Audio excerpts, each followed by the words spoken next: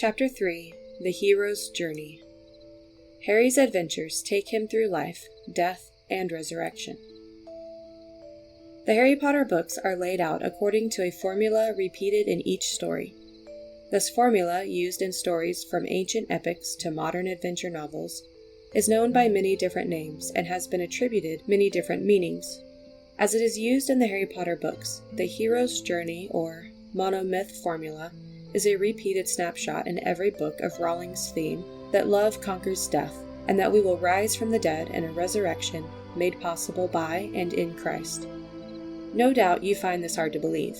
Let's start, then, just by describing the formula as shown in our second map and seeing what Harry's journey involves. The first 6 books begin and end in the same place and pass a series of landmarks that differ only in details. Here is a rough chart of the pattern as it appears in each of the first 6 books. Harry's hero journey is a generic picture of each adventure Harry has taken. He begins at home on Privet Drive with his Muggle family, the Dursleys. He escapes to Hogwarts from his living death via the intrusion of extraordinary magic, like Hagrid's birthday arrival and the flying Ford Anglia, etc. Harry arrives at Hogwarts to find something mysterious going on. With help from Hermione and Ron, Harry tries to solve the mystery, which inevitably comes to a crisis demanding his immediate action, with or without his friends. He descends into the earth to face this crisis, except in Goblet of Fire, in which he portkeys to a graveyard, the surroundings of which have a resonant meaning with the underworld. Harry fights Voldemort, or a servant of the Dark Lord, and triumphs against impossible odds in books 3, 4, 5, and 6, merely by escaping alive. He dies a figurative death, rises from the battlefield with the miraculous help of a Christ figure, and returns to the land of the living. Harry learns from Professor Dumbledore that a good guy is really a bad guy, and a bad guy is really a good guy, along with the meaning and lesson of his adventure. Harry leaves us at platform 9 3/4 to go home with the Dursleys. Some friends have told me when I have shown them this second map that they feel cheated somehow. If this were just a mechanical formula, as in TV dramas, disappointment would be warranted. Remember the A-Team television program? Same show every week, with a different machine at the end to save the day. The Harry Potter formula, however, is anything but a scripting cookie-cutter.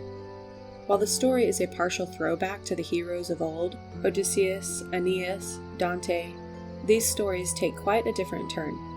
In the ancient and medieval epics, the heroes travel to the underworld to confront death, usually for information, entering and exiting without a trial much greater than the difficulties of the trip and the shock of what they see. Not so in Harry Potter. Look at the chart again. What happens to Harry underground?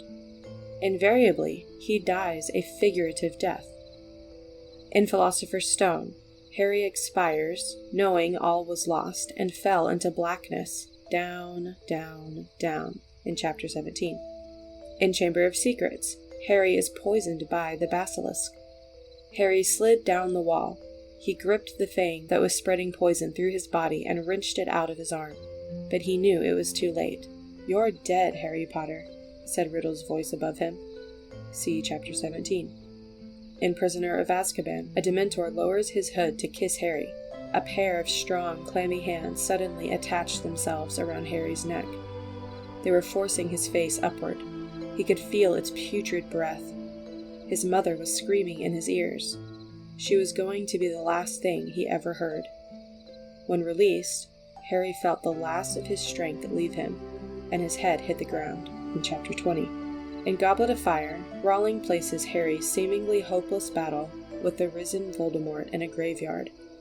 So Harry is not only in an almost certain collision course with death, he is also already among the dead, Chapters 32 and 34. In Order of the Phoenix, Harry is possessed by Voldemort to get Dumbledore to kill the boy, and then Harry's scar burst open. He knew he was dead. It was pain beyond imagining, pain past endurance, in Chapter 36. In Half-Blood Prince, the Inferi from the Cavern Lake grab Harry and begin to carry him into the Stygian depths. He knew there would be no release, that he would be drowned and become one more dead guardian of a fragment of Voldemort's shattered soul, in Chapter 26. Not much to recommend the books, though, if the hero merely dies at crunch time, is there? Harry doesn't just die in these stories, of course. He rises from the dead.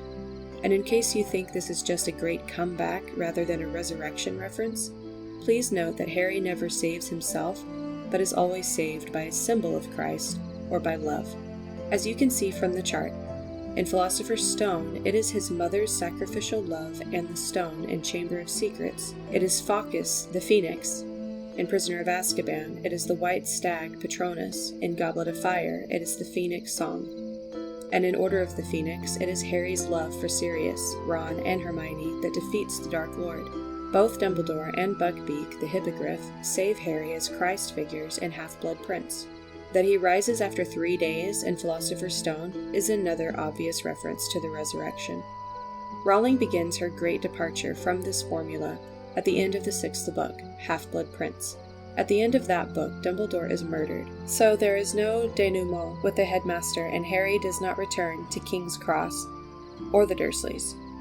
Harry vows that he will not be returning to Hogwarts for his 7th and final year of magical education because he has a mission to destroy Horcruxes and vanquish the Dark Lord.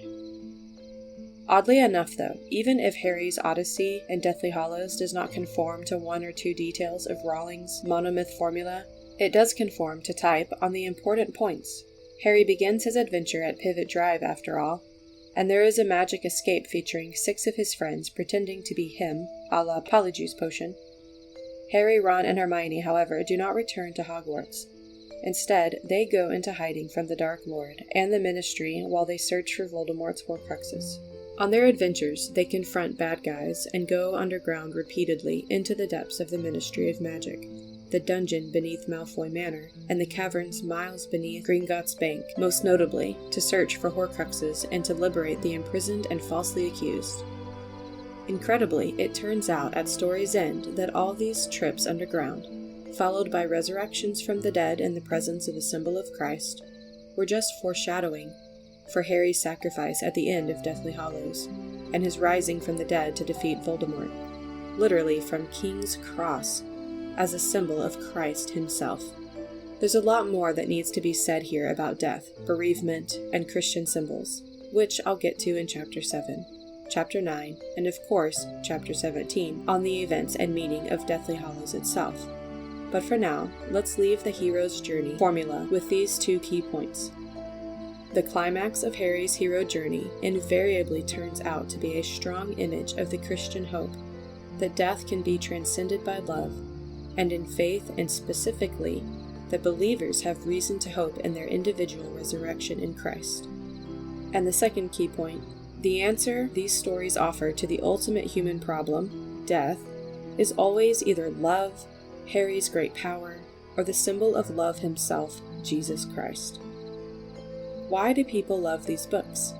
It's not because the author is especially shy about answering the big human questions in story form, or because she doesn't point to specific enough answers. Every one of the 7 Harry Potter novels, and especially the last, Deathly Hallows, is built on the hero's journey story structure. Rowling has given a peculiarly spiritual and undeniably Christian finish in Harry's faux death and resurrection in the presence of, or as a symbol of, Christ. Readers don't need to be Christians, of course, to find this ending thrilling and satisfying, or even an image of their greatest hope. The greatest human fear is of death, and sharing in Harry's repeated and final victory over an enemy whose name means willing death brings readers back to the stories again and again for the vicarious pleasure of defeating death themselves. In a world largely stripped of the reality and inevitability of death, Harry Potter tackles the issue head-on in every story and gives a profoundly spiritual and specifically Christian answer. Love transcends death and defeats those who worship at death's altar. Those who love sacrificially have hope of a personal resurrection on the example and in the person of Jesus Christ. Whether readers accept this last part or not, there is no altar call after all. The message of personal immortality and love's victory over death resonates in the human heart as a universal hope and explains in large part the widespread popularity of these books. But there's more. Rowling, believe it or not, has another storytelling superstructure with a strongly spiritual message on which she builds these stories. turn the page for an introduction to literary alchemy, Rowling's real magic for the transformation of her readers.